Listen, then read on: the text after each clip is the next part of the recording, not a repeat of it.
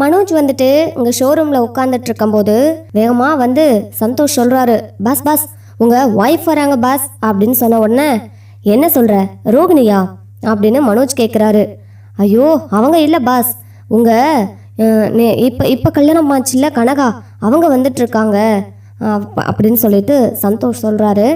உடனே இதை கேட்ட உடனே வேகமாக மனோஜ் வந்து எழுந்திருச்சு நின்று பார்க்குறாங்க. அப்போ தான் பார்த்தா பின்னாடி ரோகிணி வேற வந்துட்டுருக்காங்க.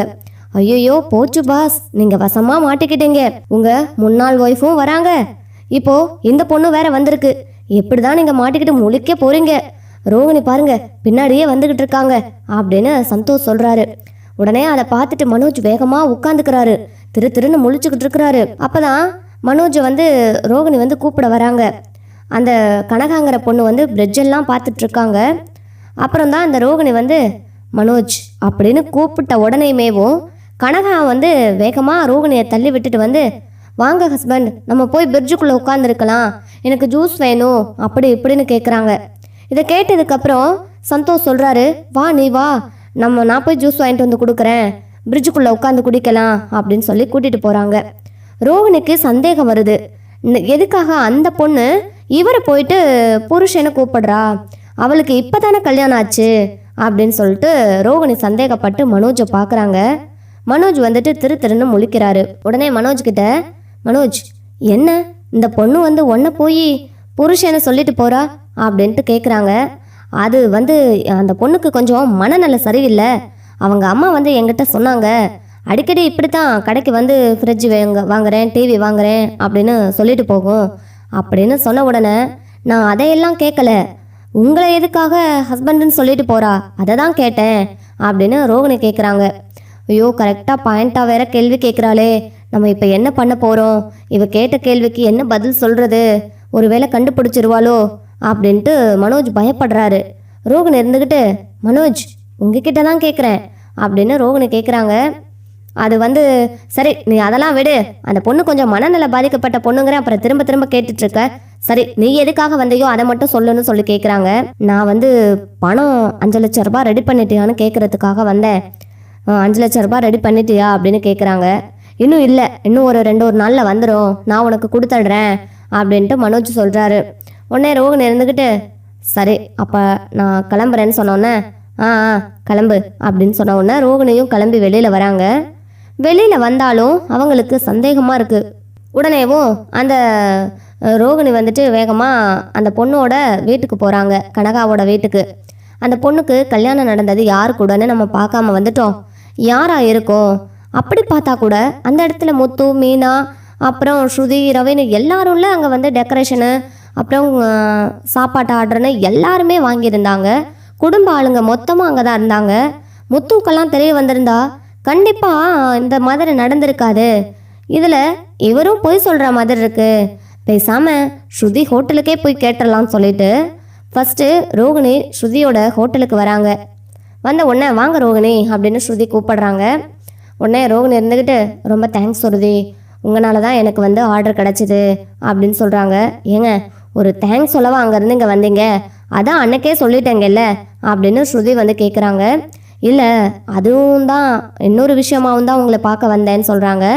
சரி இன்னொரு விஷயம் பார்க்க வந்தேன்னு சொன்னீங்கல்ல, என்ன அப்படின்னு சொல்லி கேட்குறாங்க. உடனே ரோகிணி சொல்கிறாங்க, அது வந்து நீங்கள் அன்னைக்கு ஒரு டெக்கரேஷன் எல்லாம் பண்ணிட்டு இருந்தீங்கல்ல, அப்போது அந்த கனகாங்கிற பொண்ணுக்கு வந்து கல்யாணம் முடிகிற வரைக்கும் அங்கே தானே இருந்தீங்க அப்படின்னு ரோகிணி கேட்குறாங்க. ஆமாம் இது எதுக்காக ரோகிணி நீங்கள் கேட்குறீங்க அப்படின்ட்டு ஸ்ருதி கேட்குறாங்க. இல்லை அது சும்மா தான் கேட்டு தெரிஞ்சுக்கலாமேன்னு, அந்த பொண்ணு வந்துட்டு கொஞ்சம் மனநல சரியில்லை, அதனால தான் அந்த பொண்ணுக்கு யார் மாப்பிள்ளை அப்படின்னு தெரிஞ்சுக்கலாமேன்னு தான் கேட்டேன், இல்லை வேறு உங்களுக்கு விருப்பம் இல்லைன்னா சொல்ல வேண்டாம் அப்படின்னு ரோகிணி சொல்கிறாங்க. சேச்சே இதில் என்னங்க இருக்குது, அந்த பொண்ணுக்கு கல்யாணம் ஆகும்போது தான் எங்களுக்கு வேலை இருக்குதுன்னு நாங்கள் கிளம்பி வந்துட்டோம், அதுவும் இல்லாமல் அந்த பொண்ணோட அம்மாவும் வந்து இன்னும் 2 மணி நேரம் ஆகும் கல்யாணம் ஆகிறதுக்குன்னு சொல்லிட்டாங்க, அதனால் நாங்களும் வேலை இருக்குது அப்படின்னு சொல்லிட்டு முத்து மீனா கிளம்பிட்டாங்க, நாங்களும் கிளம்பி வந்துட்டோம், நாங்களாம் பார்க்கலங்க மாப்பிள்ளை, அதுக்கப்புறம் ஆண்டி கோயிலில் பார்த்ததா சொன்னாங்க, அது வந்து நம்ம அந்த மனோஜ் கடையில் வேலை செய்கிறாருல்ல சந்தோஷ்னு, அவரோட ஃப்ரெண்டு தானாமா அப்படின்னு ஸ்ருதி சொல்கிறாங்க. ஓ ஓ அப்படியா, சரிங்க ஸ்ருதி, நான் கிளம்புறேன். நான் வந்து 5 லட்சம் ரூபாய் கொடுத்தா உடனே நான் விவாகரத்து கொடுத்துட்றதா சொல்லிடுங்க, வீட்டில் எனக்காக கொஞ்சம் பேசி பாருங்க அப்படின்னு சொல்லிடுறாங்க. அதுக்கப்புறம் தான் இங்கே வந்து ரோகிணி யோசிச்சுக்கிட்டேவும் அப்போனா அந்த வீட்டிலேருந்து பிளான் பண்ணி மொத்த குடும்பத்தையும் வெளியில் அனுப்பியிருக்காங்க. மனோஜ் முழிக்கிறத பார்த்தாலும் சரியில்லை, இவங்களும் அங்கே இல்லை அப்படின்னா யாருக்குமே தெரியாமல் மனோஜ் ஏதோ ஒரு வேலை பார்த்துருக்காரு அப்படின்னு தெரிஞ்சுக்கிட்டு வேகமாக அவங்க வீட்டுக்கு போகிறாங்க, கனகா வீட்டுக்கு. அவங்க அம்மாவை போய் பார்க்குறாங்க. அவங்க அம்மா போய் பார்த்தோன்னே யாரும்மா நீ அப்படின்னு கேட்குறாங்க. மேடம், நான் தான் அன்னைக்கு வந்து உங்கள் பொண்ணுக்கு மேக்கப் போட்டு விட்டேன் அப்படின்னு சொன்ன உடனே, ஓ ஆமாம்ல, வாமா உள்ளே வா அப்படின்னு சொல்லி கூப்பிடுறாங்க. உள்ளே போனதுக்கப்புறம் என்னம்மா ஏதாவது சாப்பிட்றியா, ஜூஸ் குடிக்கிறியா அப்படின்னு கேட்குறாங்க. இல்லை ஆண்டி, அது வந்து கொஞ்சம் பணம் பாக்கி இருந்ததில்ல, அதான் வாங்கிட்டு போகலான்னு அப்படின்னு சொல்கிறாங்க. இதோ இருமா எடுத்துகிட்டு வரேன் அப்படின்னு சொல்லிட்டு பணத்தை எடுத்துக்கிட்டு வந்து கொடுக்குறாங்க. அதுக்கப்புறம் தான் ரோகிணி அப்படியே தயங்கி தயங்கி கேட்குறாங்க, ஆண்டி உங்கள் பொண்ணுக்கு மேரேஜ் ஆயிடுச்சுல்ல அப்படின்னு சொல்கிறாங்க. ஆயிடுச்சுமா, நல்லபடியாக ஆயிடுச்சு, ஒரு பிரச்சனை இல்லைன்னு சொல்கிறாங்க. இல்லை ஆண்டி, அன்னைக்கு நான் வந்து கல்யாணத்தை பார்க்க முடியாமல் அவசரமாக வேலை இருக்குதுன்னு சொல்லி கிளம்பி போயிட்டேன். இப்போ மாப்பிள்ளையோட ஃபோட்டோ பொண்ணோட ஃபோட்டோலாம் காட்ட முடியுமா அப்படின்னு சொல்லி கேட்குறாங்க. அவ்வளோதானே, காட்டினா போச்சு அப்படின்னு சொல்லிட்டு ஃபோனில் காட்டுறேம்மான்னு சொல்கிறாங்க. ஏன் ஆண்டி, ஃபோனில் தான் ஃபோட்டோ எடுத்தீங்களான்னு சொன்னோன்னே, இல்லைம்மா அது வந்து நான் ஃபோன்லையேவும் எடுத்து வச்சுருந்தேன், அதான் காட்டுறேன்னு சொன்னோன்னா, இதுவும் நம்மளுக்கு வசதியாக தானே போயிடுச்சு, இவங்க ஃபோனில் இருக்கிறத நம்ம ஃபோனுக்கு அனுப்பிக்கலாம்னு சொல்லிட்டு ரோகிணி வேகமாக அந்த ஃபோனில் இருக்கிற ஆதாரத்தை வாங்குறாங்க. வாங்கினதுக்கப்புறமா தான் ஆண்டி கொஞ்சம் குடிக்கிறதுக்கு ஜூஸ் ஏதாவது கிடைக்குமான்னு சொல்கிறாங்க. இதோ எடுத்துகிட்டு வரேம்மான்னு சொல்லிட்டு உள்ளே போகிறாங்க. உடனே ரோகிணி இருந்துக்கிட்டு அந்த ஃபோனில் இருக்கிற ஃபோட்டோவை அப்படியே ரோகிணியோட ஃபோனுக்கு அனுப்பிக்கிறாங்க. ரோகிணியோட ஃபோனுக்கு அனுப்பிட்டு அப்படியேவும் அந்த இதை டிலேட்டும் கொடுத்துட்றாங்க. அதுக்கப்புறம் அவங்க ஜூஸ் எடுத்துகிட்டு வந்ததுக்கப்புறம் அவங்கக்கிட்ட இந்த இதை கொடுத்துட்டு, சரிங்க ஆண்டி நான் கிளம்புறேன்னு சொல்லிட்டு ரோகிணி கிளம்புறாங்க. வெளியில் வந்ததுக்கப்புறம் இங்கே பார்த்துட்டு மனோஜ் இப்படி ஒரு கேவலமான காரியத்தை பண்ணுறதுக்கு கூட யாரோ இருந்து ஏதோ பண்ணியிருக்காங்க. கண்டிப்பாக மனோஜா இதை யோசிச்ச முடிவு கிடையாது. அம்மாவுக்கு அப்படி பயந்துகிட்டு இருக்கிறவர் இன்னைக்கு இப்படி ஒரு காரியத்தை பண்ண மாட்டார். அம்மாவுக்காக தான் என்னையவே வேண்டான்னு சொல்கிறாரு. ஆனால் இப்போது அந்த அம்மா மேலே இருக்கிற பயமே போயிடுச்சு அவருக்கு அப்படின்னு சொல்லிட்டு வேகமாக வீட்டுக்கு கிளம்புறாங்க. விஜயாவை பார்த்து ஏதாவது 4 வார்த்தை நறுக்க கேட்டுட்டு வரணும்னு சொல்லிட்டு வீட்டுக்கு கிளம்புறாங்க. அங்கே போனதுக்கு அப்புறமா தான் விஜயா அப்படியே கத்துறாங்க, கத்துறாங்க. ஏய் அங்கே நில், உன்னை யார் இங்கே வர சொன்னது, எதுக்காக அங்கே வந்த அப்படின்னு கேட்குறாங்க. உடனேவும் ரோகிணி சொல்கிறாங்க, நான் வந்து முக்கியமான விஷயம் சொல்லிட்டு போகலாமேன்னு தான் வந்தேன். உங்கள் பையன் ஒன்றும் தெரியாதவர், ரொம்ப தங்கமானவர், அம்மா பேச்சை மீற மாட்டாருன்னு தான் இப்போ வரைக்கும் கூட நான் நினச்சிட்டு இருந்தேன். ஆனால் ஆண்டி, மனோஜ் அப்படியெல்லாம் கிடையாது, உங்கள் பேச்செல்லாம் எப்பவும் மீறிட்டாரு, சொல்லப்போனால் உங்கள் பிள்ளையாவே அவர் கிடையாது அப்படின்னு சொன்ன உடனே, ஏய் என்ன சொல்கிற, என் வீட்டுக்கு வந்து என் பிள்ளைய பற்றி தப்பாக பேசுகிற, ஏன் அவனுக்கு நீ விவாகரத்து கொடுக்கணும் அப்படிங்கிறதுக்காக அவனை பற்றி என்னென்னமோ சொல்லுவியா நீ அப்படின்னு எங்கள் விஜயா வந்து சொல்கிறாங்க. இங்கே பாருங்க ஆண்டி, உங்களை விட மனோஜை எனக்கு ரொம்ப பிடிக்கும், மனோஜுக்காக மட்டும்தான் நான் இவ்வளோ பொய்யும் சொன்னேன். ஆனால் என்னைய நீங்கள் வேண்டான்னு சொல்லிட்டேங்க, உங்களுக்கு பயந்துக்கிட்டு மனோஜ் என்னை வேணான்னு சொல்லிட்டாரு. ஆனால் இப்போது அவர் இன்னொரு பொண்ணு கழுத்தில் தாலி கட்டியிருக்காரு, அது உங்களுக்கு தெரியுமா அப்படின்னு சொல்கிறாங்க.